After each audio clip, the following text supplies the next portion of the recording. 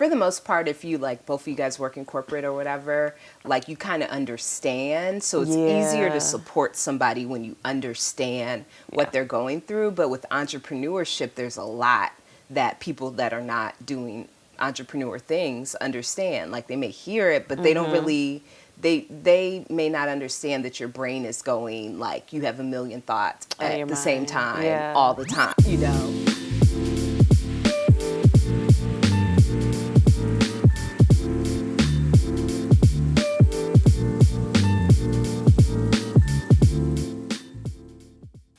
What's up, y'all? I'm Lauren. And I'm Adrian. And this is the Two Mics, Two Glasses podcast, where two best friends discuss business ownership and life. Yes, we do. What's going on, girl? I'm sorry. So silly. What is going on? I feel like I never know what's going on. What's life? What's happening? Things are good for the most part, you know. Yeah. Settling into the year. Yeah. I'm just eating. Settling into the baby. Or the baby is settling into almost about the time to get She's doing pop out. Kung Fu. Kick, kick, punch, punch. Practicing karate. Oh my gosh, I saw this. I don't remember the title. I saw this crazy movie last night, and it was like I don't know if it was karate. I guess it was karate or taekwondo. It's on Netflix. It was amazing, and it was filmed like a while ago because Keisha Knight Pulliam was in it, and she was like a little girl. How was that a good movie? Oh, she was little. She was like 4 or 5 years old. We love Keisha Knight Pulliam, but she's not the best actress. But we love her. Yes, we do love her. We got to support Keisha. Keisha's down. Will always be Rudy. Yeah, which means that we will support her, but she's not a great actress. Okay, so it was an old movie then, if she was little. Yeah, it was an old movie that I guess it had been released. Now I have to find the title because it was just so, it was very entertaining. You should watch it tonight. At first I was like, The Last Dragon. Release the Dragon? The Last Dragon? Barry Wait, you Gordy's talking The about... Last Dragon. Is that with Bruce Leroy? Yes. Oh my God, that's what you're talking about? It was so funny. Yeah, Rudy was in that last night. Yeah. Well, she had like a cameo, like a little appearance. Mm-hmm. Oh my God. But when he said the karate, you said, wait, not you being like, this movie was amazing. Well, like it was life-changing. It was so entertaining to me. Like, and I was watching it as a family. Like, so me, Dad, Mom. I think Nana had went to sleep, but we're like all watching it as a family. It was hilarious. I was thinking that you were like talking about The Last Dragon, but I didn't think that you were actually talking about The Last Dragon. I loved it. It was great. With who was in it? Apollonia? No, not Apollonia. Who was the girl? She was from Vanity, right? Vanity 6. Was it the girl from Vanity 6? It was some light-skinned girl. Someone said something about Prince in her. Yeah, so that might have been Vanity. It had to be, right? Yeah, Vanity. It says it right here. Oh, it's Vanity. Yeah. I do. That's a classic. That was my first time. That's a classic. I'm trying to remember the catchphrase that they say that's hilarious in it. Oh, show enough. The dude. What did it say? I don't remember. Anyway. Black tangent, I know. Look at you seeing a black classic for the first time. Yeah. I'm proud of you, Adrian. Thank you. It was just recommended. Netflix. like it just came up in our feed, and we were seeing like previews of different things, and I was just laughing. So has your dad seen that movie before? He hadn't said anything about it. He watched it like it was his first time. Really? Mm-hmm. That's a really old movie. I know. It was weird because I was like, this feels old, but is this new, trying to be old or whatever? Then when I saw Keisha Knight Pulliam, as a kid, I was like, oh no, this is really old. But I loved it. It was great. But yeah, that's what was going on in my life. Shout out to Barry Gordy. Yes. It's a Barry Gordy movie. I didn't know that. I know. So what's going on with you? Girl, I just be eating. For real. I don't know. And working and, enjoying before things get really real. I don't even want to think about real. I actually saw, remember we watched Babes at Adrian? Mm-hmm. So we didn't finish it, and I finally finished the movie. Mm-hmm. And like everything was so different seeing it now. Like the whole labor thing and like some of the things she was saying in it. I was like, were you pregnant when we watched it before?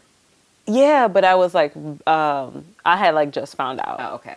And I wasn't showing yet, and I had to tell Adrienne because she was like, "So you're not drinking?" Oh yeah, that's what you figured. Yeah. They're like, "Okay, so you're at my house and you're not drinking?"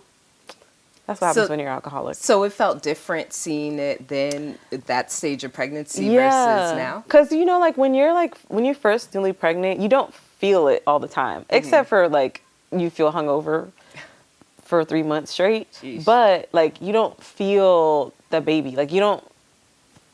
You're not feeling the kick. You're not feeling Yeah, you don't see it. You don't feel it every day. So if you're not sick, hopefully at some point before you're showing, like you could just walk around and you're like, it's not that you forget you're pregnant, you just don't feel it until you get to a certain like size and like now my ankles are swollen, everything is swollen, and it's like every time I move I feel pregnant. Like you feel the extra weight, you feel stuff, you know. And so, the girl in that movie was super like, pregnant. Yeah, she was like really pregnant, and then she like went into labor, like she was talking about having like amazing sex and being super horny, and I was just like, I guess that's only for some people, but like, you know,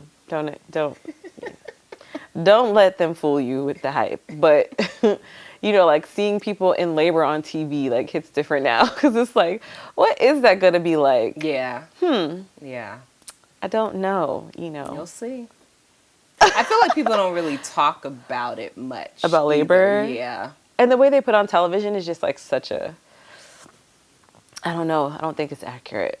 Yeah. But then I talk to people that have had it and they don't really, I feel like maybe it's like having the baby overshadows the amount of pain you were in. It does. So I think what happens is they have whatever experience, and for some of people it's like crazy, terrible, very painful.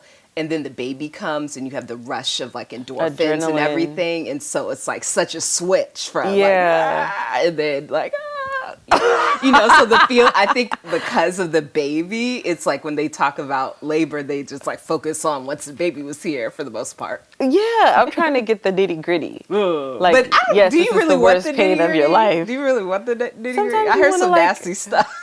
I have heard of like tearing and things that scare me to half to death. I'm like, maybe I shouldn't get epidural. I heard about you have to use the bathroom on yourself for a lot of people. Yeah, that's true. But is it going to get on the baby? I don't know. Everything can be cleaned, including the baby. The baby's going to be cleaned anyway. I also heard this next gross thing is that they poop inside of you. Just something about it. So gross. Just something about it. But our bodies are miraculous. They are. But I did hear like, you know, just like seeing things on TV, people in labor, so it just hits different. Like the closer you get, you just like, yeah. This is nothing like having your first kid, you know, because everything is like so new for you. It is new. I ask like crazy questions. I do. And I feel like the less you know, you need to know the better, baby. Yeah, I'm not one of those moms that like deep dive into stuff and like know everything that could go wrong. Yeah. Yeah, I'm not. I haven't. I actually probably need to do a little bit more research so that I'm at least prepared. Like do a new mom's class or something. Yeah, you should. I just kind of been taking it easy. It's cool. Anyway, moving on. What are we drinking? We have, speaking of baby, some more non-alcoholic beverages for you to enjoy. We do. So today we are drinking Mingle sparkling raspberry rosé. Okay. So this is supposed to taste like rosé. Yeah, I love that it's like in a can because I feel like you can bring it with you. Like if you go to somebody else's party or something. I feel like in your purse? Yeah, just bring it with you and then you know, people drink it and then you have your drink too. Yeah, you can just chill. Yeah. Okay, let's see. It smells really good. It does. It smells amazing. And it tastes really good. I have to think about that. I think it feels colder. But it has a nice, like, I feel like I'm having a nice experience drinking it. It smells nice. It tastes fine. Yeah. This is a rosé that I would drink again. But again, it has like that water taste to it. I don't know what that's. They all gonna be watery, I'm assuming. It's like not watery, but it's watery. I don't know. Yeah. It's just light. Maybe the no alcohol. Yeah. But it's only 60 calories, so I know. that's good for that entire can. A huge difference from actual alcohol. Yeah. And you can, if you put it in a wine glass, we split a can. So those. Oh, that's actually not bad. So 30 calories. Oh, yeah. Each. That's pretty good. Okay. Not bad. And it doesn't taste like super sugary. I love the raspberry flavor. It's actually not bad. Yeah.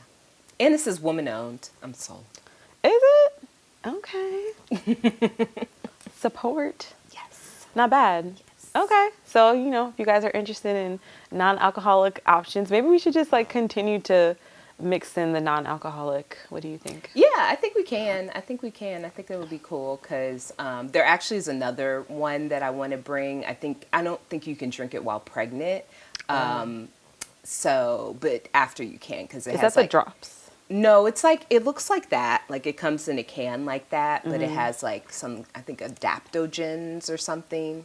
Oh, something that you're not supposed to. Yeah, it just has like some different extracts and stuff, but it's a fantastic, like alternate, alcohol alternative.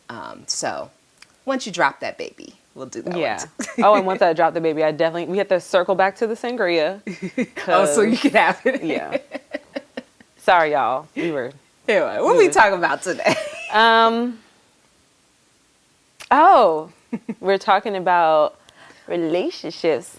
All I need in this life is sin. It's me and my girlfriend, me and my boyfriend. Down to ride to the very end, me and my boyfriend. I thought you knew this one. Well, which one is first, girlfriend or boyfriend? Girlfriend. Oh. You'll never know the songs, Adrian. My memory is terrible, and lyrics are a wash for me. I don't know full lyrics for You're like, of all the things to remember, it's not going to be a lyric. But I know the song. I know the song enough. Me and my boyfriend. Yes. So we're talking about support in relationships and how that impacts, your entrepreneurial dreams. Like, how much does a partner actually impact the things that you do, especially when you are stretching yourself and going on to this entrepreneurial journey? Like, how important is it? Like, I guess, where do we even start? Well, okay, so I think that, we're not supposed to do life alone. Mm-hmm. And ultimately, most people are going to end up in some type of long-term relationship with a partner. And for most jobs, it probably doesn't matter if your partner is into your job or not, because it's like, that's separate. Like, we go to work and then we go home, and you may be, you might take work home or be moaning, complaining, but it's like, it's not that big of a deal if your partner doesn't care. Or okay, so if I'm thinking corporate and like how much you go through, but you know what? The difference is, it's like, it is care. I think it is care, because it's like, if I'm super passionate about my job and it then takes time or things away, like whether it's corporate or not corporate, it's going to impact my partner, and they have to understand why. Yeah. And so like, when I was in corporate, I came home doing a lot of complaining. And so my partner had to be like, okay with that, or encouraging to get me through it. Yeah. But I do think when you're doing it on your own and you're not, it's like supporting something that you created. Yeah. It's like a next level. And I feel like with corporate, for the most part, if you like both of you guys work in corporate or whatever, like you kind of understand. So it's easier to support somebody when you understand what they're going through. But with entrepreneurship, there's a lot that people that are not doing entrepreneur things understand. Like, they may hear it, but they don't really, they may not understand that your brain is going, like, you have a million thoughts at the same time all the time, or that when you lose a client, you may take it really personal, and stuff like that. Or like even the stress of having a team and supporting other people. Like, it's really stressful. Right. If if you're struggling. Yeah. So being an entrepreneur, like, I would say for most people impacts their life more than like a 9 to 5. Yeah, impacts their like daily being, really. Yeah. Yeah. So, you know, the importance of having the right partner that's going to really have your back and the ups and downs, like that roller coaster of entrepreneurship is kind of like, it's so important. It's just such a blessing when you find the right person. Yeah. So, you know, I know we've gone through things, and maybe it'll help our audience to see like when it's a tougher situation versus when it's not, and like maybe some flags where you can maybe ask more questions. Not telling you to break up with anybody, but like, you know, maybe it's worth asking a few more questions or trying to understand your partner's perspective, because it may seem like they're not. Like, you can kind of point out the flags more just from our experience. So yeah. And I think even if you don't have a partner, I remember being single and like going out on dates and stuff. And if they don't ask me anything about my business or my entrepreneurship journey, like that's a red flag for me, because it's like, I don't know. You know, a lot of times they say like, oh, women shouldn't be like, women shouldn't be talking about work all the time or whatever. Or into it, yeah, but with entrepreneurship, it's like, it's like hard. A part of you. Yeah, it's a part of you. And so if the man or the woman, if you're a man, is like never really inquiring anything about your entrepreneurship journey or even your day-to-day, how you feeling or what's going on, like that's red flaggy. It's not great. Yeah, if they're not showing interest in it or just like maybe asking how it works. Because I know like I don't have an issue when people ask questions that are like logical questions. So if you're dating someone and you're like, oh yeah, I'm an entrepreneur, being concerned about like, you know, financial, you know, stability is a normal thing. I feel like men kind of care about that less than women, depending on the man. What, the like woman if your having wife, financial stability? Yeah, like it's this super hetero conversation. Like this is not including, sorry not to be inclusive, but like I feel like men, certain men, not everybody, this is really generalizing, but like they'd be like, well, you know, they date whoever, like she could work wherever if they match the person. I mean, some men want a woman that's more ambitious than others, but like I don't know if like their own financial stability, and this could have changed, financial stability, like impacts how interested they are in her, unless they were making more than him, where it would kind of like challenge him. So I think like in my experience, and I also have not dated in 7 years. Yeah, and you weren't a full-time entrepreneur yet when I started you were dating. Yeah, that's doing true. Stuff. So you probably no, weren't it was even part-time though. Okay. Were you like talking about it with different people you were dating? Yeah. Because it took up a lot of my time, in addition to having a job. Like, it was like I had 2 boyfriends. Yeah. Because I had to, like, be really particular about how I spent my time. So, yeah, that's another thing. Some people did not appreciate the sacrifices I made to be present. Like I could or how valuable your time is. Right. Yeah. So let's just get into that. Let's get into some of our our negative experiences with partners, and then we'll end it off on a positive note with like our good experiences. So you want to start? Sure. I'm gonna do a positive, negative, positive sandwich. Oh, you have a sandwich? Yes. Okay. Because when I think about my last 3 partners, it's a sandwich. So the first partner that I had when I had business, he was very supportive. So I think I actually I filed, this is K. Okay, gotcha. Yeah. Well, the second K. The K you probably met. Yeah. The K you met. Un poquito. Yes. The little K. Lord Jesus. Oh, Lord. Hopefully none of my exes are going to listen to this episode, because I'm going to be real and raw. Oof. But I would love their support. Too. Yeah. You can continue to support, especially if you hadn't previously. I mean, he's not going to. Well, actually, I don't know what he's going to do. I don't know what he does like. But anyway. He wasn't a large person, okay? He was like he was short. Petite.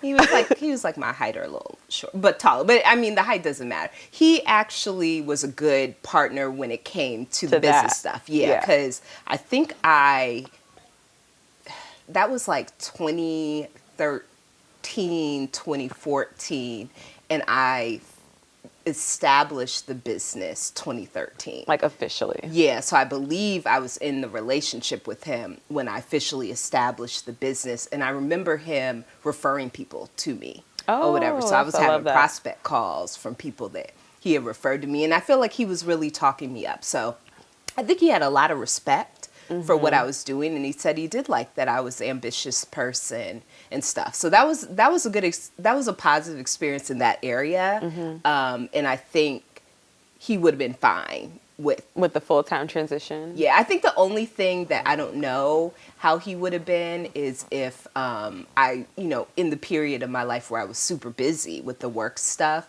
I don't know how he would react to it impacting him, me being so busy. So I'll never know that now. But anyway, that was, for the most part, that was like a good, positive experience. I'm filing a business, he's supporting it, and he's even bringing me prospects. Yeah. And those are what are the key things that made you feel like a super positive feeling with that person? I think one, the fact that we would be together. Like one time we were on a double date, and I was meeting, it was his friends. And so I was meeting his friends, those particular friends, for the first time. And he out of the bat was like, oh yeah, my girl Adrienne, she could do web design. You're interested in like building a business, right? Or you having a catering company or whatever. And like, he just was saying it in conversation. I love that I didn't even have to be the person to bring it up. He's like bragging on you almost. Yeah, I love that. I love that. And honestly, to this day, he said it and I've heard it. We have some people that like are still connected to him. He really never had anything bad to say about me. And when he anybody asks about him or whatever, like he had like really positive things. And I think it was because he really respected me in that area. Yeah. Oh, I love that. Yeah. Oh, sorry for calling you little. Oh. But I remember him having a nice personality. So yeah, he was like outgoing, and that helped because he had an outgoing personality. And so if he's talking a lot already and that he's talking about me, that was helpful. And it was also helpful that he had a good network of people. Yeah. So that was an interesting experience. It was a good experience for that. The negative, I feel like this negative experience, I have a long story. So do you have any... Do I have a positive? Yeah, do you have a positive from the past? So I started Purely Perfect Hair in 2016. And I met this person also, I think, in 2016. And this is not your husband? No. Okay. So that's kind of a more... mixed experience. It was like negative. There were positives but negatives, and like I can go into that. Yeah, why don't you go into that and I'll say my negative. Then you say your negative, okay, and then we'll end on a positive. So, this you know who I'm talking about, right? Okay, so we met when I had just started Purely Perfect Hair, and because I think I had started like the beginning of the year because I had given it away as Christmas gifts in 2015. So then that's when, you guys had kind of encouraged me to sell it. And I was like, okay, let me figure out how to do this. So in the beginning, I was doing a ton of trade shows, like going to expos and like figuring out how to push the product, but also like, I had to get photos and packaging and figure out marketing, and all these things were very, very overwhelming. Like I remember specifically having a conversation with you once, and I was like, you were kind of coaching me like through marketing and stuff, and I was so overwhelmed. I was just like, I can't, like, oh. Social media, you're like, yeah, a lot of hair businesses post like every day, multiple times a day, and I had been posting like every day or not every day. I was posting a few times a week. Yeah. Okay. Like I was just trying to keep up. And I was just like, this is before I had my branding like really sharp and stuff. Like we were still working. Your first we had iteration, just began working through like the brand guide, brand style. Like we were working through that, and I was so overwhelmed. I remember I went through it too, y'all. So you can get your brand style, brand guide done and all that. Because if you look at my website, it's Together Honey. And that was all because of Adrian. So, anyway, I was buying the stuff, making the products. It's just a lot. And this person was long distance, so they live maybe like 2.5, 3 hours away from me. And that means your products are here when you're going to visit them there. Right. Correct. And so, if I got an order while I was there, it could potentially impact my clients. So I had to like be really communicative with people. Like if I had to mail something, or like I had to just stuff. Like if I'm going down for the weekend, I would probably leave like late Friday, or I would try to like see if my job, like if I could work at an office down there and things like that, like trying to make this work. And I would squish everything into like 4 days. So all my work, all my things after work. So it went from like 9 to 5, 5 to 10 or 11 to like 9 to 7, 10, 8 or 9 to 2 or 3 in the morning. So it was like I was just up late trying to do all the things, and then before I would leave so I can have the weekend free, because you do a lot on the weekend. And if you don't have the weekends, you got to figure out how to still get everything done. So I was just like making a lot of sacrifices for this person. And while they did support me in ways, like they bought me, like when I was going to trade shows, they bought me this little rolly bag to help me. I remember you were so happy about that card. It was like a hairstylist card. Yeah, right? And I could like put all my things in it and like all my stuff and like roll thoughtful, it. It's a really thoughtful gift. It's a very, very thoughtful gift. But at the same time, I didn't get like much appreciation for like the sacrifices. So like if I was bringing my laptop down and I had to work a little bit, while I was there, I wouldn't always get like the best reaction to that. What was the reaction? It just was like, "Are you done yet? Like, what are we gonna do?" But also, it just wasn't a match. Like, I don't think we were a match. So there was like a bittersweet thing where it was like I felt really supported sometimes, and then I didn't feel supported other times. There were other things that I just wasn't getting in that relationship. But like, I'm trying to think like is it more valuable to get a present that's helpful, or is it more valuable to feel respected and appreciated for the time given? And then I would get there and I'd be like, "Oh, I don't want to cook. I don't want to clean. Like, I'm coming to your house." Yeah, and you drove however many hours. Yeah, like 3 hours.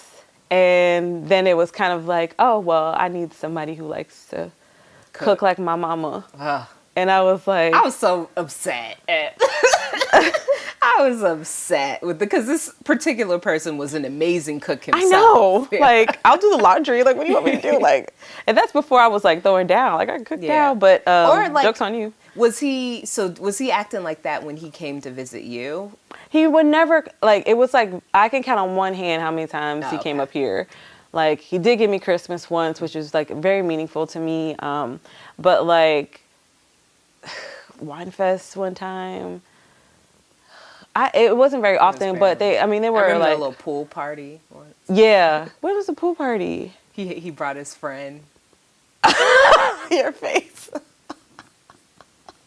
Oh, right. Actually, that was a really good weekend too, because he helped a lot with the cooking. See, the cooking, he was a good cook. Cooking for the pool party? Yeah, he was helping on the grill and stuff. Oh, nice. It was good. He made some good. He could cook. I can't say nothing wrong about his cooking, man. He would throw down. He had that barbecue sandwich. And he had like the pickled ginger on it. Oh my God. It was so good. Like, why do I remember that? That was like at least. You had to talk about the, a Hot Pocket? What do you make, a Hot Pocket? He had a story of like, he used to make his own. Oh, like, yeah, when he was a kid. Like, Who makes Hot Pockets as a kid? Like, what? Is that how he learned to cook? He just learned to cook, I think, because he had to figure it out. It's like a special food show where, where they give you like random ingredients. And he was would like be great on that show. Super skinny, never gained any weight. Like, he just eat whatever he wanted. He loved to eat, and he like cooked, so he's cooked so well. But then like, because I didn't like to cook, or I didn't want to cook, he was like, "I don't think you'll be a good partner." And I was like, "I just drove 3 hours. I don't want to cook." And I just like worked all week, like with all the, like I pushed everything into this time frame to be here. Yeah. And I just felt like he didn't respect my time a little bit. Yeah. And he still wanted, like, to me, if you were to think about putting that into the concept of marriage and children, when you have a man that's a little more traditional that wants you to still fulfill some of those roles, like that's their business if that's what they want. But I recognize in myself that that's not what I want. Yeah. I need somebody who's going to pull whatever weight I can't and vice versa. So when he's down and needs more help or he's super busy with something, I can step in. When I'm super busy with something, he can step in, and there won't be any animosity because of your, like, you know, misogynist expectations. Yeah. I think with women in general, if you are an female entrepreneur or a successful female entrepreneur already that's non-traditional, and I think that it would be very difficult for a female entrepreneur to be with a traditional man, like in a relationship, in a marriage, because a female being an entrepreneur is already untraditional, you know, so for somebody to do that in the past. Yeah, like I just don't know.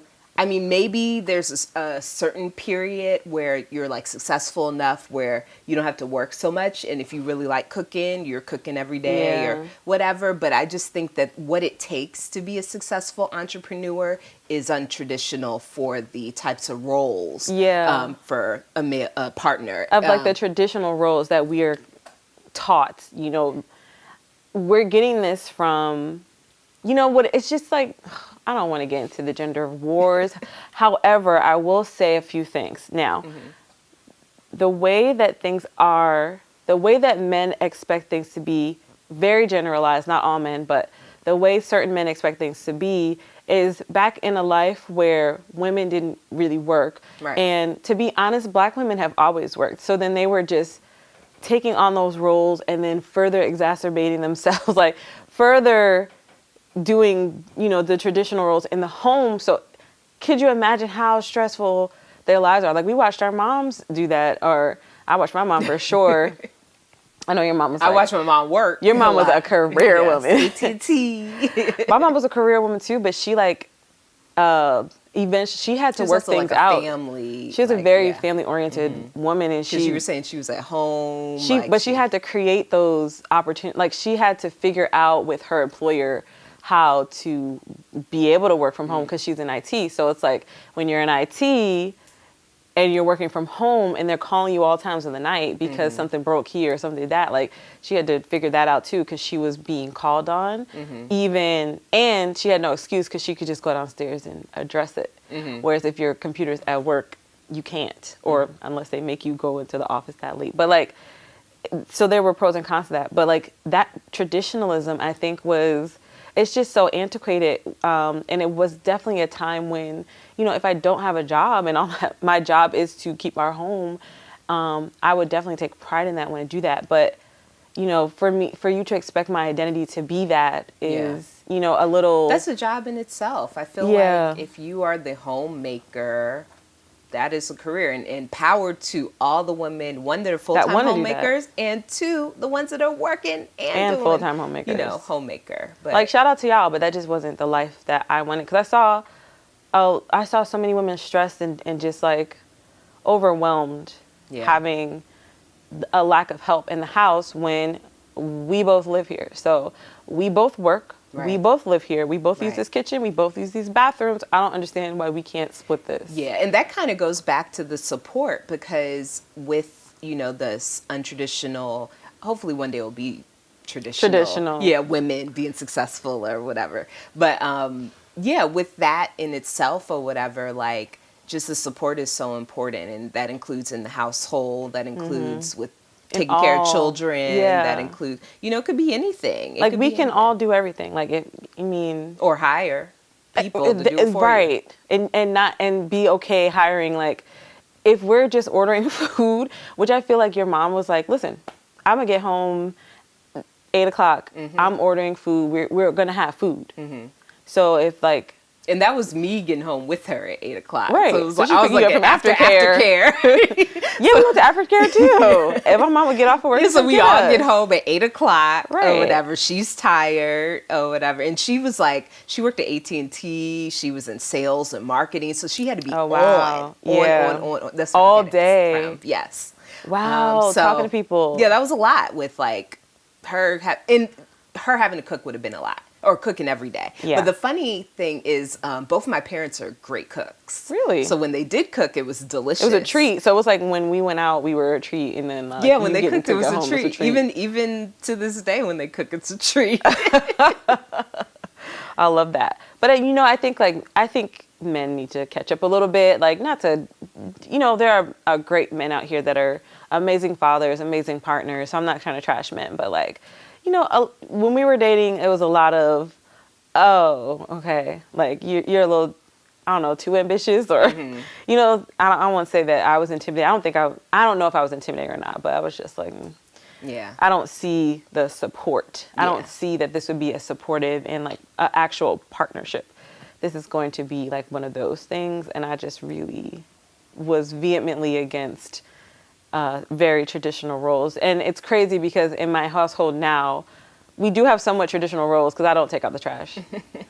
And I do cook a lot. But I kind of fell into that role because my husband cooked for me first. When we started dating, he offered to cook for me first. And if you say, I can't cook tonight or whatever, he's He don't coming home care. with food, or you guys are ordering. Like, it's like not like the end of the world. Like, I'm about to eat our leftover ramen today. He's understanding of like the ebbs and flows of how because hiring's not a big deal. And a part of saving our marriage, and this is like going into my personal story, but like sometimes we get cleaners.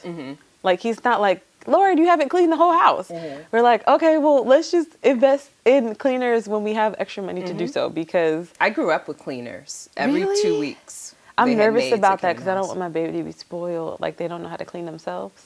It depends. I mean, like, when you went to college, did you know how to do your own laundry and how to like keep things clean? Yeah, I know how to do laundry. Okay. I wasn't great at cleaning. Because I didn't have to do it. But it wasn't just because I didn't have to do it. I think it also had to do with my parents. So like my dad was really messy. Like my parents weren't good at cleaning, so they weren't teaching me how to clean. Cleaning. Yeah. And I see dirt. So, But I think if they had taught me and they still had the cleaner, like it would be fine. Yeah, because they had, like, you would say that I had a lot of things that could be considered like the luxuries of life, but I don't feel like I am somebody that can't be self-sufficient, has to have a cleaner, I've been doing it myself for years, Yeah. So it doesn't, your child not going to be spoiled if you have a regular cleaner come to the house. Listen, they still have to clean their room. It is legitimately saving our marriage because I do not like cleaning up after adults. I don't. Even though I do try to keep the kitchen and bathrooms real clean. But like, and I have things that, DeAndre is like, irritated with me about. So, but I think it's so equal. And I think like when you are a career woman, even if you're not an entrepreneur and you really want to go at stuff and you have to invest time away from home into that, having a partner that is expecting you to be a more traditional woman in the relationship, and it just doesn't work. Like, I was told that I wouldn't be a good wife. I was told that I wouldn't be supportive and it wouldn't work between us mostly because I really didn't like cooking. And I was like, okay, so you're going to judge the quality of me as a person based on these household chores. Right. Like, you're not looking at what I'm trying to do or build, which let me know that you don't have a lot of respect for it. Yeah. And so, it was a blessing that relationship ended, because it wouldn't have been my choice to end at the timing that it ended. Yeah. But it needed to end when it ended so that I could be ready for the person that came after. Yeah, and after that relationship ended, you were building more businesses. Yeah. And you did a lot, like, in your single period that is, like, allowing you to have the life you have now. Well, after I cried my eyes out on the bathroom floor, I kind of was like, okay, it might be that I'm just single forever. So how do I enrich my life to be exciting and everything I want it to be if I don't get this partner? Because, we get dramatic when we're in our 30s. I'm never going to find another man. In some 20s. Some people in their 20s. That's true. So, at that point I was like, inching to 35. And I'm like, okay, being married might not happen for me. Having kids might not happen for me. So how do I make my life amazing? Like, if I'm about to die, my life flashes before my eyes, I need to be, excited about that with or without a partner. Yeah. Yeah. I stole that from a TV show I saw recently. It was a good show. The gender roles and expectations, I think, really relates to my bad experience. Oh yeah, with a let's get prior into partner, it. too. Because I'm gonna keep my commandments to myself. No, you can say whatever you say, because we here to talk about this. So there's a lot of elements of this relationship and business that were mixed and doing everything all in between. Now, I will say, I was apprehensive about you guys, having a business together. I was scared for you, girl. Why? What were you scared of? Because, like, you were just dating. Like, I don't know. It was almost like buying a house together. It's like an asset between the two of you. I mean, it wasn't that, but. Well, I'm smart enough to know, like, oh, excuse me, how to set it up or whatever. I'm sure you're enjoying this episode, but we wanted to quickly pop in to let you know about the cool swag we're wearing today. AMW Apparel is a line of inspirational and entrepreneurial clothing for those looking to stand out and make a statement to their following. We provide comfortable and high-quality t-shirts, sweatshirts, tank tops, and more.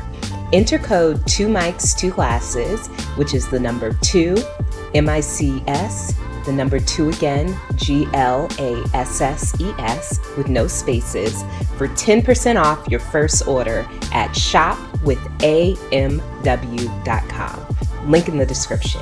We appreciate your support. Tell the people, please. Okay, so, background, the person that I dated, he did have some entrepreneur experience. He was a caterer a few years prior to us dating. He was not doing that at the time that we dated, but he came into the relationship saying, I want to be an entrepreneur again. I want to be a caterer again and stuff. So I thought that we were super aligned in that area where we were both very entrepreneurial and stuff. And so we dated in the pandemic, and we just had a lot of conversations about entrepreneurial things. And he kept talking about how he wanted to have a restaurant, which was going to be named after his catering company. So he was saying he wanted to get back into food. And so I was seeing in the pandemic, because, I look at opportunities or try and figure out market opportunities. I saw that there were a lot of people that wanted variety in the food that they were eating, but they felt like they couldn't get it because it was like, there was a period of time where it was hard to even get takeout. Like, people were feeling so nervous about everything. COVID, Yeah, so you're cooking all, and some people can't cook. So they're cooking or they're doing whatever. And ramen. They're like, I'm tired of this food, but I don't have, what am I supposed to do? Yeah. Or whatever. So I had the idea, hey, why don't we do some cooking and deliver really good meals to them to give them variety? And also, we all sitting up here gaining weight. Well, you weren't gaining weight, but girl, I was getting snatched. A lot of people were sitting up there gaining weight because you're like not as active as before, and maybe because you're spending more time at home, you have more access to food and snacks and stuff. Alcohol. Yeah, so it was also like, why don't we make these meals healthy, but give them the variety of different food and flavors? And so I had that idea, and he said, I love it. And I said, okay. And I said, this would be like this, like it would have to operate this way. It would have to be a delivery business. It would have to be whatever, but it doesn't always have to be like that. You can use this as the stepping stones to your restaurant, because if you're making enough money from this, you can change the way that, that the food is being delivered. So instead of it being, delivered to their homes, you could have a storefront or whatever. And so then you have a small restaurant then, and you could expand even more and have a big, like, you had a whole plan for the next 10 years, girl. Well, he told me that his ultimate goal was to have a restaurant. He also told me, I have a desire to do this. I have a desire to do that. I just need the steps on how to do it. And I'm like, okay, bet. I got you on the steps. I got you. So I'm a marketer and I'm a successful entrepreneur. I got you on that. So And that food was so good. Yes. Listen, He's an amazing chef. it was so. Yeah. I was looking forward to the, I would like the healthy meals, but then he had that one The indulgent meal. I still remember his rasta pasta. So good, yeah. So the concept, long story short about this food thing, but the concept was basically healthy and delicious African, Caribbean, and Southern cuisine. And so what ended up happening is he's an amazing chef. And he went to culinary school. Let's add that in. Yeah. So it's not So it just wasn't like like he regular, could just cook. Like He the had depth training. of flavor, like it was layered flavors. He is an amazing chef. And I actually heard he's vegetarian now. And so now he's cooking all these like vegetarian versions. I know. He needs a freaking restaurant. But he don't want to do it. But anyway. Okay. Listen, you can't bring the horse to water. That's what you blocking your blessing. But yeah. But so we did the business. We were delivering the meal. We were cooking the food all on like a particular day in my condo. And then we were delivering the meals the next day, and you could order 7, 10, 14, or 20 meals for the week. There were 4 different options, so you could mix it up, and the food was delicious. So we had ribs in there. We had the rasta pasta. We had jollof rice and stew. Yep. Like we cassava had leaf. Yeah, we had cassava. Like it was getting really, really successful. Popular. We were making money. Like we were really making a lot of money from it. It was actually. I know you was taking my money.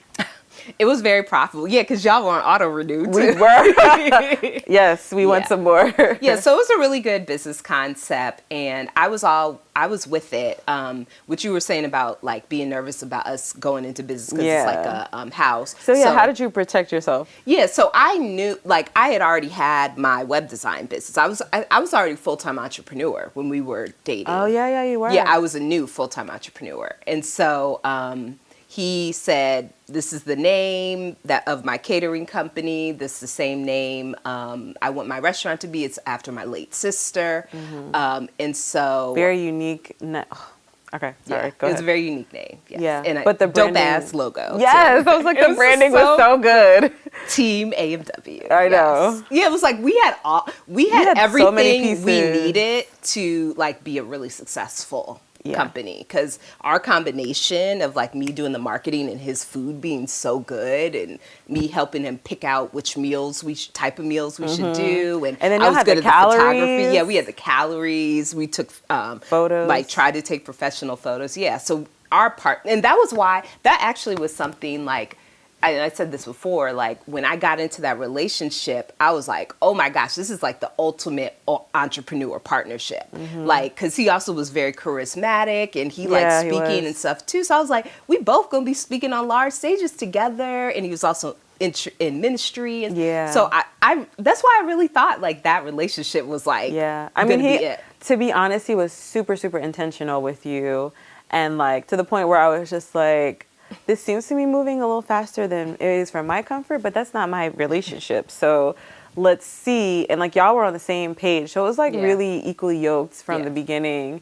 And like I was excited for it. And then you came out with the business. The company, right. And I was like, oh my gosh. Right. So it's like the start of like us like combining our powers. Like building your empire. Yeah, building. And I do feel that we could have had an empire, but the problem was he wasn't the person he sold me or whatever. He was not that person ultimately. But what I did with the business structure is because he had a few different business ideas that he was interested in doing, and I already had a business, I already was filing all that stuff. He had no longer had his catering company, so he wasn't filing anything related to the business. So I said, because this is the name of, named after your late sister, and because you have other business ideas, why don't we file a LLC under your name or whatever, and then we can do different DBAs, doing business as, for the different types of businesses that you have. So like, this is just one of the DBAs, and I essentially I'm trying to remember the structure. I think he was the owner.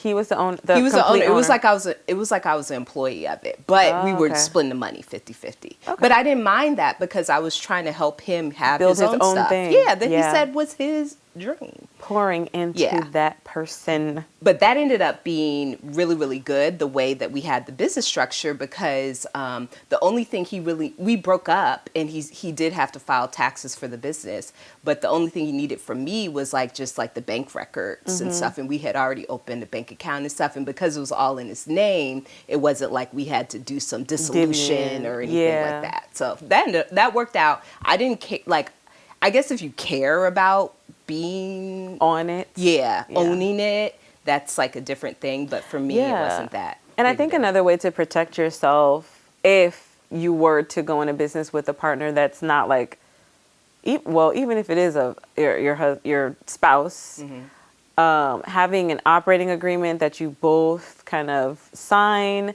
explaining how the money is split, should cover you, because if they then go against that agreement, then you have that as like, and I mean, you don't want to take people to court, but you know, you do have that as a document that they've signed. You can even get it notarized if you really want to go that far. Yeah. Do you need to get it notarized?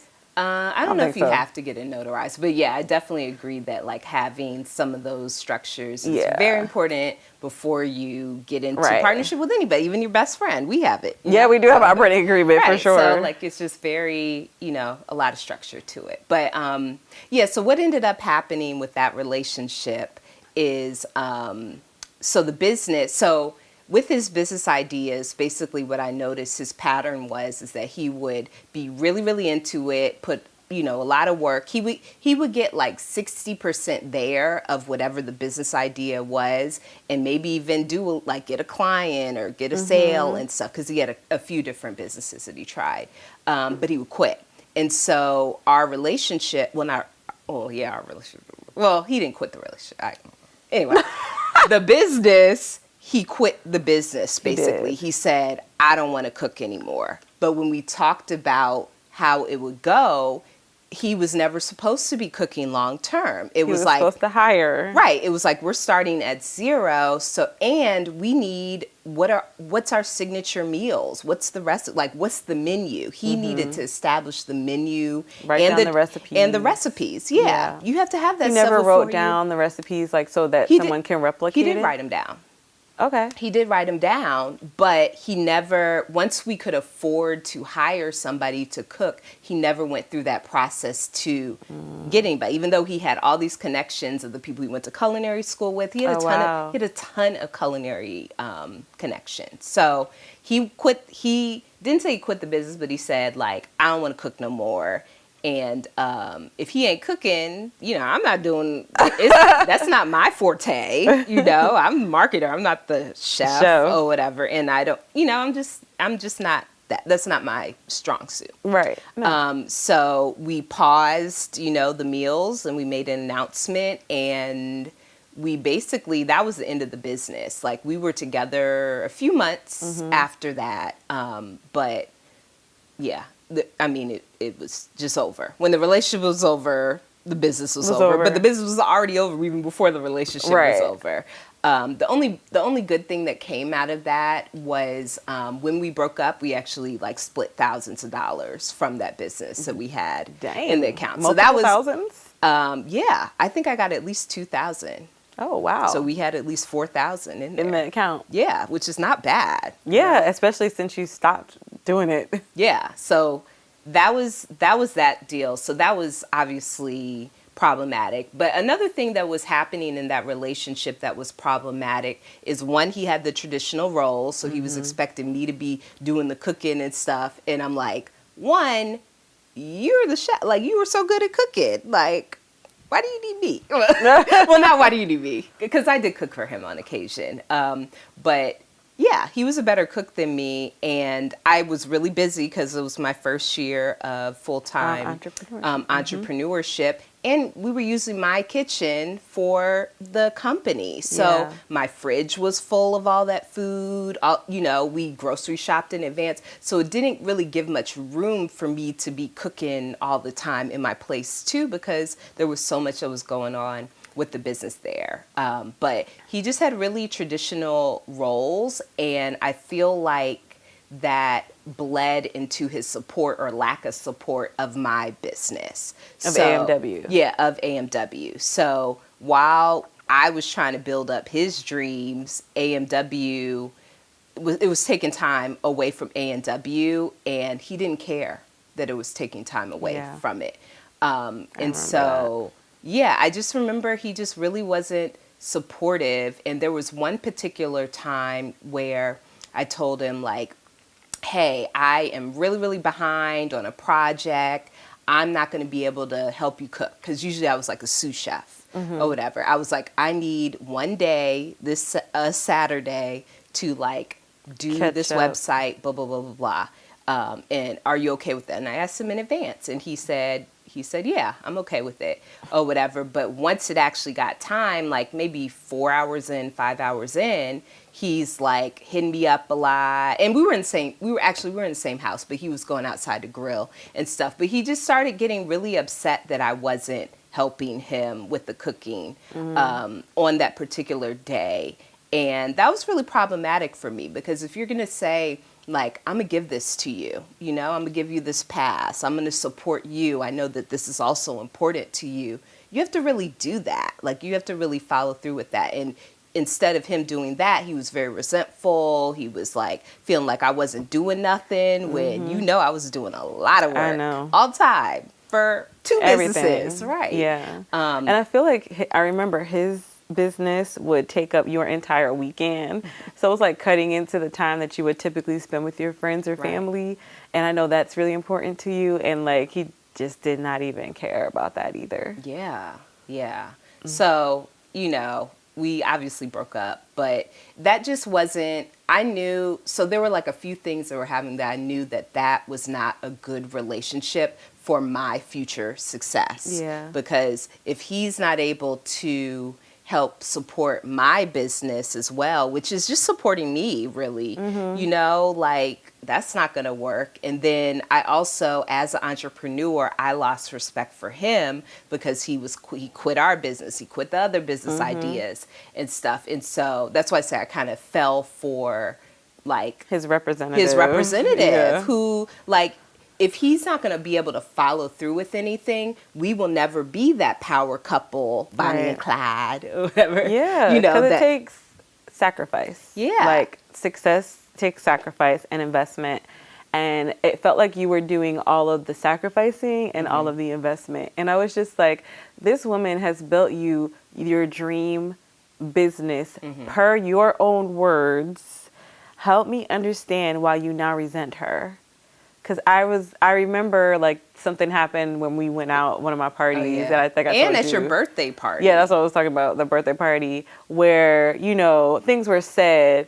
And I wasn't even in the room at the time. So he's, like, talking bad about me, saying I never cooked for him or whatever else. And it was just like I already explained the whole kitchen situation at my house. And at the time, he didn't have his own place yet, too. So I'm like, my bills are going up, you there was a lot of resources. She's pouring her heart and soul into your business and falling behind on her own business, like, with this crazy amount of stress.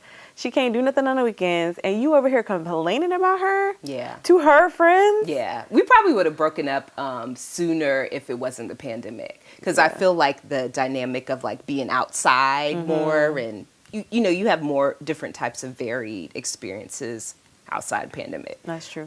But yeah, that was really bad. Yeah. So look for those markers where, if someone is taking and willing to take and take from you, and you just, sometimes it takes time, unfortunately, to realize that they're not returning that investment into you, your endeavors, your interests, like, even spending time. It doesn't even necessarily need to be money. Like, once you see that imbalance, it's a red flag for me. Like, that was probably one of the biggest things. I was like, and then you trying to talk trash to her friends. Yeah. Like, it's not gonna get back to her. Like, who are you?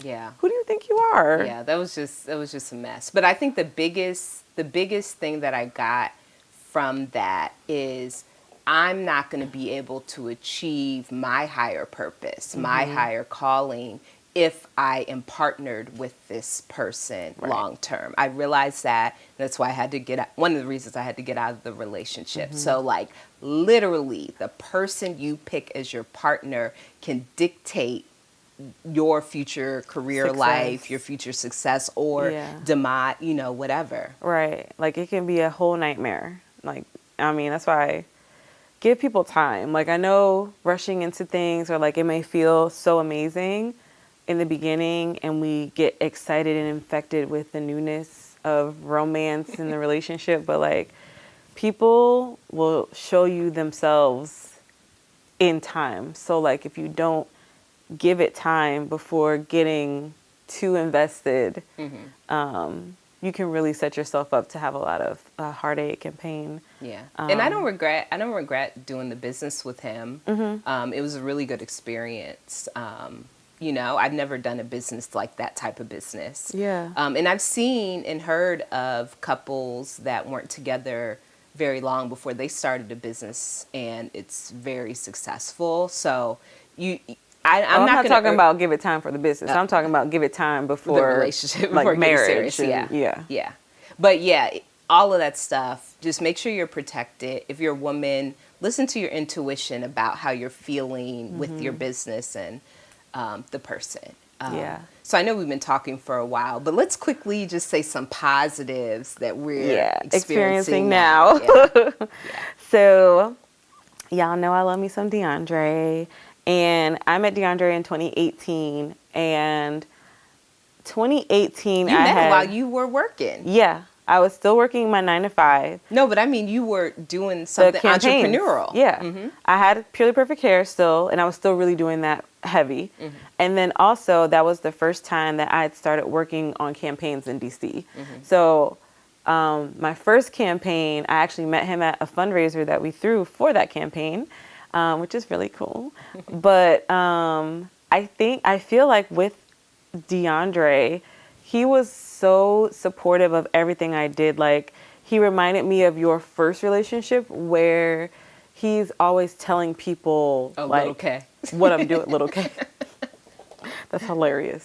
Because my relationship before that was a big K because he was tall. I'm trying to. Oh, I remember. Yeah, I know what you're talking about. Sorry. That's like big and little, shoot. Will. Yes. Oh, that's hilarious. But yeah, so I met DeAndre when I was already super busy. I was doing campaigns, and the campaigns were like the whole summer, you know, and at that point I was still helping to canvas, and I was, you know, fundraising and doing a lot. I don't canvas anymore, y'all. I'm not doing that.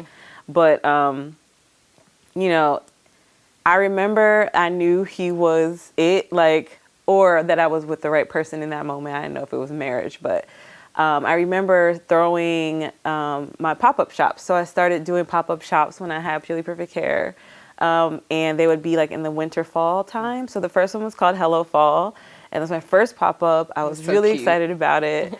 And of course, me not knowing what I'm doing all the time, I didn't have a ton of turnout initially, but... And let's just clarify if they don't know what pop-up is. So basically she threw an event with multiple vendors, and her company was the host of the, you know, of the event. So she had her table too, but you were managing other companies that were also there, and it was cool. emceeing the event and everything else. Yeah. And it actually was a really cool event, but it's just like the trade shows that I would go to, I was like, I should continue doing this and like kind of make it like what I wish I had. Sometimes at trade shows, like sometimes when you go to places, like expos or whatever, there's going to be multiple natural hair. There's going to be multiple of the same thing. And I wanted to really curate this and make it for us, by us, like Black people, and really bring in some cool entrepreneurs. And no shade to the MLM girls, but I didn't want to include like the what's the $5 paparazzi, I think it's called, or the Avons. I really wanted entrepreneurs that were creating their own stuff from scratch. Like, you know, they were making jewelry. They had art. Someone was doing makeup. One was sold books, like had a whole book club and everything. And it was like a really carefully curated group of entrepreneurs that came to that. So, you know, I didn't know what I was doing really, but so the turnout was kind of like mid. So DeAndre had just had he had kidney stone surgery that week. And he was, sorry for the TMI, but he was like peeing blood and he was in a lot of pain. He had a stent up there and stuff, and it was like recent surgery. And that day he came to my pop-up and was going outside. Not only did he buy something from every single vendor, he went outside and brought people into the event so that we would have more traction. And that brought more people there. And I remember making a ton of money. I made a lot of money. A lot of my friends showed up and some strangers showed up, but like he really went out and was literally grabbing strangers and bringing them into the pop-up shop. Like, and were y'all even official? We were like dating for a month. Yeah, I remember it was like very early in the relationship. So like we had talked for a month and we were official, and then that might have been like the next month. So I was like, I have never felt so supported. I had never felt so like cared for in that. And the sacrifice he made of his own body, like, you know, I probably should have told him to sit down. So I think I did try to tell him to sit down. But I would go and talk to vendors and they would be like, oh, I met your boyfriend. And that's before I was like, I don't even know if I was like saying boyfriend very often, because I was just like, you know, this is a relationship. You know, let me ease into that. But like he was introducing himself and, you know, spending significant money with each vendor, and they remembered him and would come to me and be like, oh yeah, I met him. He's great. And, you know, fast forward to today, like we're married and he just brought a client. He just brought me a prospect the other day. Like he just is continuously supporting me, especially when I decided to quit my 100K plus corporate job. I'm on his benefits. He encouraged me so much during that time. He saw the emotional toll of having that corporate job and like going to work and coming home and what that did. Like I was depressed a lot of times. And even though I was chopping our household income by a lot, and even further as things started happening, he, you know, we had very hard conversations. Like he questioned sometimes what I was doing, but he always listened, and he always like made sure, oh Lord, I won't cry. He always made sure that I was okay and that and he encouraged me to be like, we're going to be fine. Like, we're good. You're smart, you know, help me understand why you're doing this so that I can like truly be on your side and support you. Cause you know, he didn't always understand. And like, you can't expect someone to always get it. Right. He don't even really have full understanding of what some I of the do. stuff you do. Yeah. But he's so supportive. Yeah. He's like, been supportive of me too. Like, it's so funny whenever he sees these like future millionaire, how you doing, future millionaire and stuff. But it's like almost like affirmations to me. Like, and he's just saying that, you know, it's just, but he means it. Right. Like, I would say even my clients, like, I would say Joyce, different things. Like he's always like, when his Instagram was active, I think it's broken now, but he would go and support her posts and she would see that. Nice. He would share her stuff. He would share your stuff. Like he just kind of dove in, and I never asked him to do that. There's stuff that he did that I would have never asked of anybody. Like I tend to not ask for help. Unfortunately, it's a curse of the Black woman.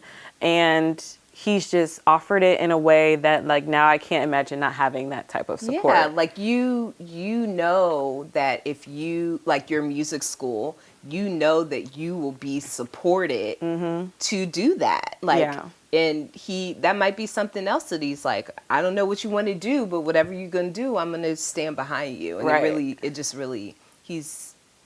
it's like you could be whoever you want to be with his support. And it's almost like your chance of doing it is even higher with him by your side. It is. And then when I got pregnant and I felt like you feel horrible and I feel like I couldn't do it, and the least I could do was just try to keep on top of my regular, you know, my contracts. I was trying to just do the bare minimum for my contracts so that I wouldn't get fired. So that I wasn't like pissing off our clients.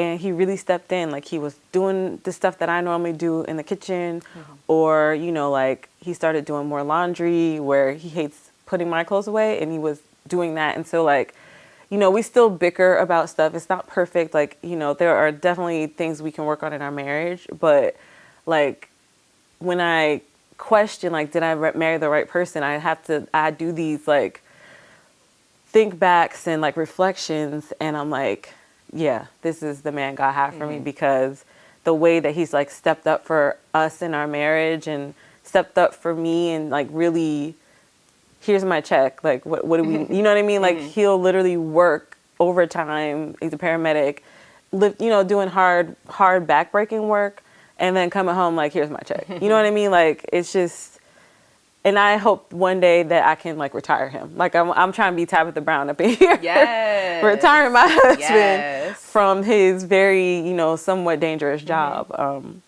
That would be amazing. So obviously I haven't been in my relationship as long as you have, but some green flags that I got, like, very early on from my partner now is when we first met, he's like entrepreneurial too, and he had already done some of this stuff. So he had already published books. He had already... I didn't know that. Like the art for the books? Yeah, they're on Amazon. But yeah, so he had a couple published books already. He had a few active projects he was working on. He had his first solo art show that was, like, coming up. And I think he had something else too. I can't remember what it was, but it was like, he came in, said, this is who I am. This is what I want to do. I want to be a painter and I want to be an art professor. I'm already doing things, you know, towards that. And, you know, I want to publish a graphic novel. I've already illustrated multiple books in the past. I'm in the middle of writing another one. Like, he already had the stuff that was going on. So that was definitely green flags. Because I'm like, wow, he's already entrepreneurial. Yeah. And he's not just talking about it. He's doing it. Yeah. And, like, the X number 2 was a lot of talk, but no action. X number, was he number 3? He was 3, but I didn't talk about X number 1. Girl, we talk about what we talk about today. Okay. All right. Anyway, Pandemic X. Pandemic X, yeah. Pandemic Bay. Yeah. So yes, and that was he was a lot of talk and no action, and he's like, "Oh, I've already done the actions, and I want more." Yeah. So that's a super. Well, the X, it was like he was Mr. 60%. He would do things up to 60%. So he had a lot of unfinished projects. Jason had finished projects, and he didn't have anybody that was encouraging him, or maybe his parents or something, but, like, he did it himself or whatever, because he wanted to do it himself. And he said he was looking for a woman that had a lot going for herself as well, because he was going to be busy, because he has so many different things that he wants to do. So for me, that was appealing to me, because I'm busy. I got my own stuff I'm doing. And there were things I could learn from him. That was another thing. So another green flag was that I would send him different things. So when we were early in recording our first podcast episodes, before they even released, he watched at least 3 or 4 with me or separately and gave feedback on the episodes. He also gave feedback on the podcast cover when we had a few different renditions. And he has a great eye because he's an artist. And just in general, I just feel like... you didn't tell me none of this feedback. So it was just, like, all in the mix. Like, it was all in the mix. So, like, I think I was sending it to both of y'all or whatever, and just hearing, like, thoughts. And he was like, it needs a little something more. Something else. Yeah, or whatever. And so... yeah, it was just really helpful. It was really, and those were texts. That was very early in our relationship. And yeah, so one of the things that I felt I never had in a previous long-term relationship was someone I could learn from, or someone that I could ask questions. Like, there's a lot of things I think about as an entrepreneur, as my business. And I didn't really feel like I ever dated somebody that I could put out something like, I just lost a client, or I'm having a bad interaction with a client and I'm not exactly sure how to respond or whatever. And so I just started asking him like that type of stuff, and he always gave me great advice, and some of it I was implementing or whatever. Like I think because he had that mind too, and he had his own personal experiences where he needed to sell art or whatever. Like he's just able to understand. So those were green flags, and he's a little bit different than my ex that was entrepreneurial too, because he's super introverted. So like he's not the one that I'm gonna be on the stage with or whatever, but he's super supportive. Obviously, he's watching all the episodes before they even came out. I just had a conference, and you and him were on it, watching it. Yeah. See, that introvert, I didn't even know. I was asking questions. He's very well. Actually, listening. He wasn't able to get on live. He registered too late, and so then he emailed the organizer and said, "Hey, I wasn't able to, log in. How can I see this?" And she sent him the link to the video. So a couple hours later, he viewed my session, and then he texted me that he had seen it. Oh my God, that kind of is like means more that he, without you intervening, took the steps to make sure that he was supporting you and like, oh my God. Yeah, so he's, obviously, as you know him, very low key or whatever, but he's doing these things that I'm feeling very supported and cared for. He also is the type of person that he's not like traditional gender roles at all. So like he would come visit me in my apartment for the weekend, and he wasn't expecting me to cook. Like, he's like, okay, what are we ordering? Or if I did want to cook, he's like, can I help you, while I'm doing it? Or if I do something like that, he would do the dishes. Like, he's very, what's the right word? I don't know.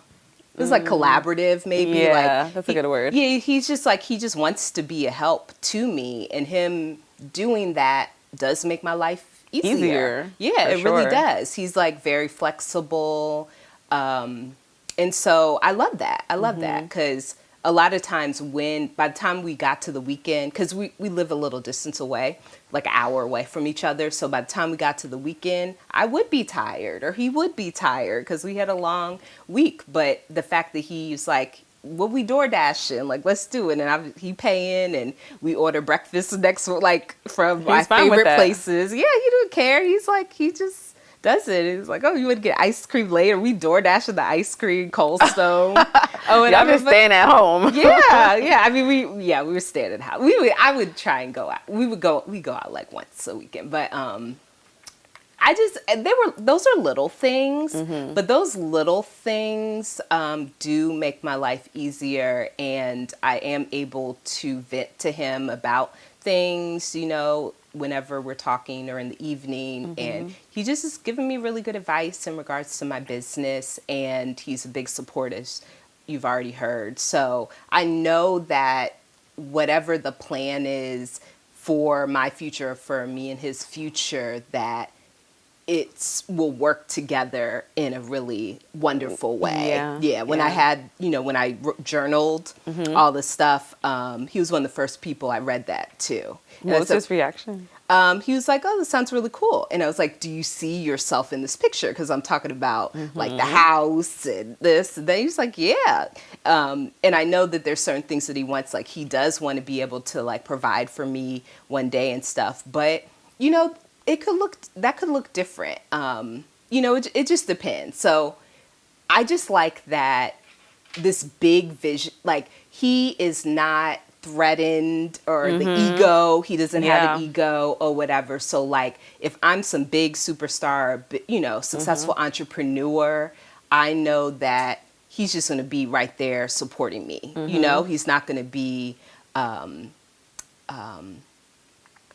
don't know what the right word is. He's not going to be like jealous. I guess it's jealousy, egotistical about it. Yeah, it's like Penelope and Colin, like I was trying to tell you. Right, the jealousy, right. But when he got over it, she was winning. But yeah, I just love that. And he also is open to cleaners and chefs and whatever too. I think he just wants to make good money and stuff too. Yeah. And he also wants to be supported. So my dreams do support his streams as well. Yeah. Because I remember when he had his art show and you took pictures for him and like you went back up to Baltimore to take really good professional shots so he could sell his prints. Like, that's like a very thoughtful thing to help him in his business without like, you're not overstepping, but like you're kind of investing in him. And I don't know if he would have done that outside of your, you know, suggestion. And I still need to buy a print, but I'm sure it was a way, like an opportunity for him to get his name out there, to make more money, to, you know, have these great pictures of his work, but then to have these originals. So like, that's the ebb and flow in partnership that we're looking for. It's not necessarily a man who just sacrifices everything for you, but a man who allows you to be your best self, has no ego about it, but then also freely accepts the love that you have for him, like in the way that you're able to show it. So sometimes DeAndre will be like, oh, I really want this thing that you cook. Like he loves my like rasta pasta or some random thing. Some of the things that I make often, he'll be like, oh, can you make some lasagna? Like, and even if it's like, I don't have time to cook, but he's always been so helpful. Like, of course I would like do that for him because he's asking me, you know, out of all the things in time, you know, of course I can show him love in the way that he wants to be loved and like give him that. So it's a give and take. It's not necessarily saying like you got to be a simp for us to love you. Yeah. It's really like a man that can operate in his own strength and not be intimidated by me also having my own strength. Yeah.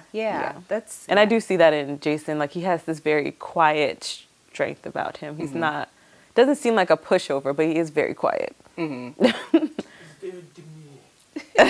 very, but I feel like I see your joy in this. Someone said I seem, or Jade, she was like, you seem very peaceful, like in this relationship. Like you seem calm. She always has the right words, that writer.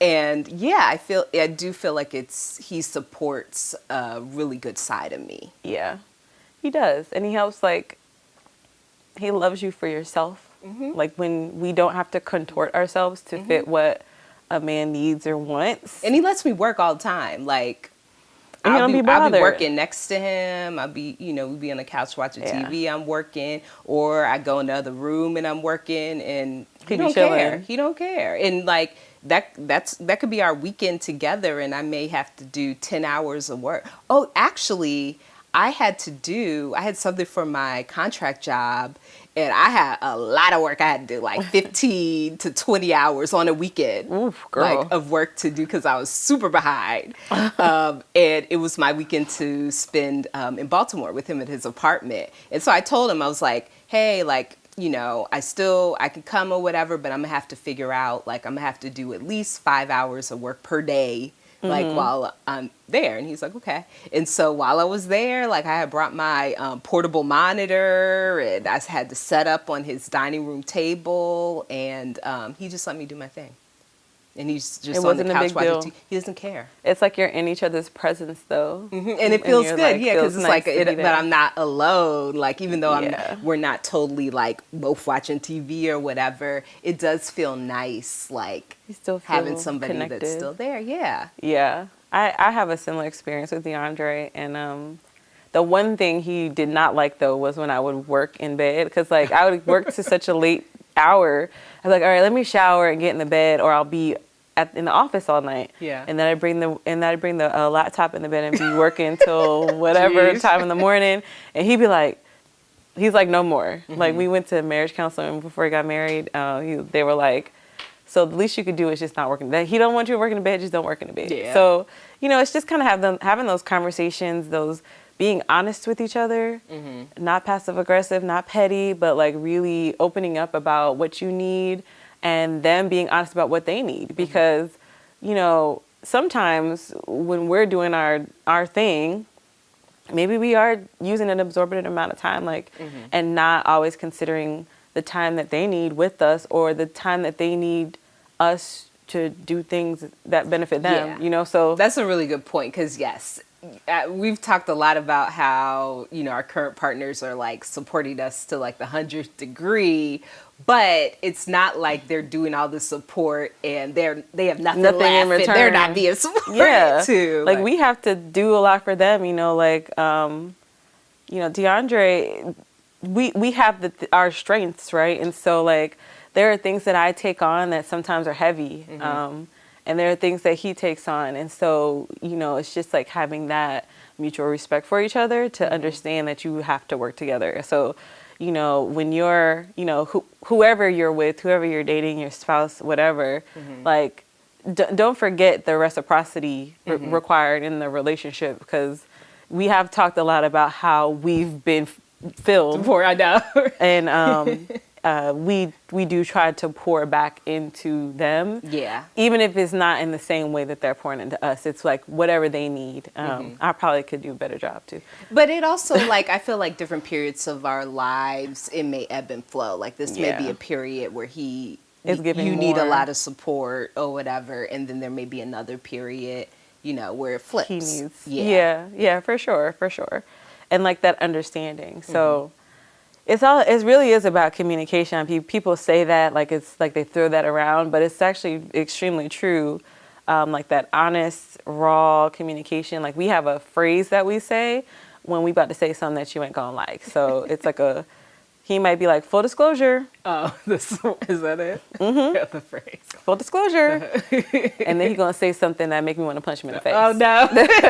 But I gotta take it at the value because he's telling me, I'm about to tell you something. You ain't gonna like what I'm telling you, but I need to say this. Yeah. Because if you keep ignoring this, it's gonna become a problem for me. Yeah. And so we have that phrase so that you can brace yourself and not be reactive. Because anybody can tend to do that in relationships, but when you're not reactive and you take a second to listen, which I actually learned from DeAndre. Oh, nice. Because he's very, believe it or not, if you know DeAndre, you might not believe this, but like when I say things he doesn't like, he actually takes time to process it before responding. Oh, nice. It's irritating sometimes because I like to just talk about it and get out the way and like move on sometimes, most of the time. But he really wants time to make sure that his response to that thing is thoughtful and deliberate and not like emotional.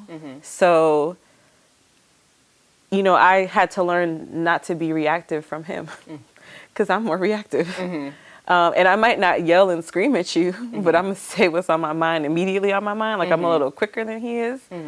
And, I might not say the right thing and that is harmful. So when you're having these conversations and you're talking about your business or you're talking about things that are super sensitive to you, realize that, if you have that relationship where you're being raw and honest with each other, that you just need to give it a second because what they're saying to you can be extremely meaningful in ensuring the success of your relationship. Yeah. Facts. So, I guess we're at the end, huh? Yeah. I love talking about my man. I know, it's fun. One day we'll bring him on. He would love that. First of all, DeAndre would be talking the whole time, and Jason would just be like, Well, if you ask Jason about his art, he'll talk. Oh, okay. Oh, that'd be nice to have an artist on, actually. Oh, yeah, we haven't had an artist. We could do a how to get started. We should do a how to I get started with the artist. Yeah, DeAndre ain't got no business. He's just going to be on here, talking stuff. But he could give his point of view on this conversation we just had. That's true. But you got to take his stories with a grain of salt. Because he always, adds a little flavor. I love the flavor. It's funny. Hilarious. But dope. Okay, so I think this was hopefully helpful to y'all who are operating in your, in the fullness of your greatness and looking for a partner to assist you. And learn from us the green and red flags. Try to dodge those red flags. Ensure that the green flags outnumber the red flags because, nobody's red flagless. But, make sure the pros outweigh the cons. And yeah, so what are we toasting to? What's the word, girl? What are we toasting to? I mean, this is support is big. Support. Yeah, I mean, like, it's all about support, because when you're not supported, which we gave those examples, it's terrible. It And when changes you your are life. supported, we're just like flourishing and able to Yeah. be and do whatever we want. Right. Like a good bra. Cheers to support. Cheers to support.